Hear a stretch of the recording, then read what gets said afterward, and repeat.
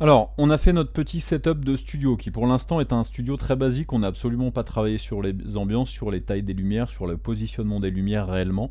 Là maintenant, il va falloir faire rentrer en compte différentes petites options spécifiques à V-Ray dans Maya que nous n'avons pas encore vues avant même d'aller voir les matériaux, puisque j'annonçais qu'on allait utiliser les matériaux, mais il y a quand même quelques petites choses qui me semblent essentielles d'utiliser pour arriver à avoir un rendu vraiment beaucoup plus réaliste dans Maya. Donc je vais aller dans les paramètres de rendu.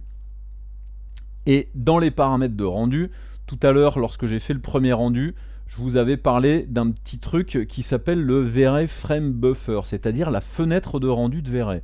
Basiquement, lorsque nous faisons un rendu dans Maya, la fenêtre de rendu qui s'affiche par défaut, c'est la fenêtre de rendu de Maya, bien entendu. Eh bien, V-Ray, lui, il a une fenêtre de rendu un peu spécifique et un petit peu plus complexe que celle de Maya, et donc moi j'ai plutôt tendance à utiliser donc celle de V-Ray, la fenêtre de rendu de V-Ray, que celle de Maya. Donc pour utiliser la fenêtre de rendu de V-Ray, il vous suffit juste de cliquer ici en faisant Use V-Ray Frame Buffer. Petit avantage maintenant, c'est si je lance un rendu, eh bien la fenêtre qui va venir, c'est la fenêtre de V-Ray et absolument pas la fenêtre de Maya. Par contre, il se peut qu'à partir du moment où vous utilisez la fenêtre donc le frame buffer de V-Ray, vous vous retrouvez dans ce cas-là, c'est-à-dire que vous allez avoir un rendu qui va être différent de celui que vous aviez dans la fenêtre de Maya. Donc je vais réafficher le rendu de Maya, et regardez, donc cette icône-là permet d'afficher la fenêtre de rendu de Maya. Regardez le résultat que nous avons entre la fenêtre de V-Ray, ici, et ici, la fenêtre de Maya. Si vous avez ce rendu là dans la fenêtre de V-Ray, c'est probablement parce que vous avez des petites choses qui sont affichées ici et qui du coup en fait ne donnent pas le même rendu. Et là notamment, ici c'est la prise en compte d'une chose que l'on appelle la prise en compte des valeurs SRVB. C'est une prise en compte du gamma qui est plus proche de ce qui se passe réellement dans la nature par rapport à ce que nous avons en 3D. Et donc quand vous l'activez automatiquement dans V-Ray, on voit qu'effectivement on n'a pas tout à fait le même rendu.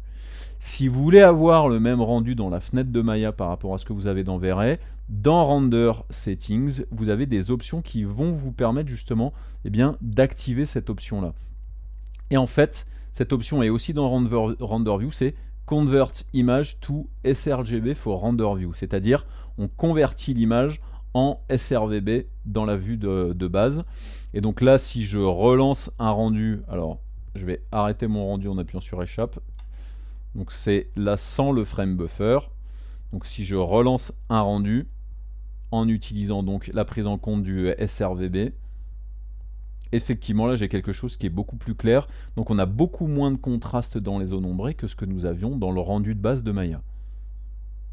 Et là, effectivement, c'est relativement proche de ce que j'avais dans la fenêtre.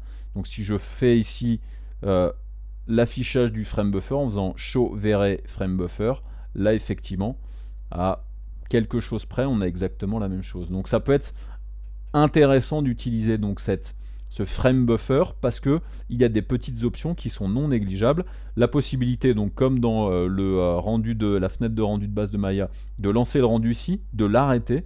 La possibilité après d'avoir des options d'affichage différentes, donc de l'alpha, du RVB, revenir vers le RVB, que afficher le rouge, le vert, le bleu, la possibilité de passer donc en affichage alpha, passer en niveau de gris.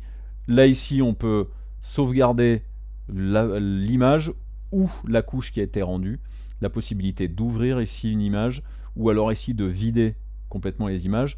Et après vous avez plein de petits icônes ici qui peuvent être intéressants d'utiliser. Et aussi une autre petite fonction qui est la possibilité de faire directement le rendu région ici.